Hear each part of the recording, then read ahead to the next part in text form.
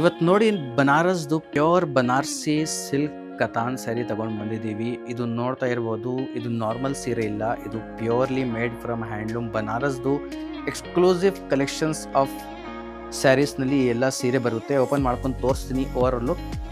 ಈ ಸ್ಯಾರಿದು price range ಹೇಳಿದರೆ ಇದು ಬರೀ 41,150 ರುಪೀಸ್ ಸ್ಯಾರಿ ಆಗುತ್ತೆ.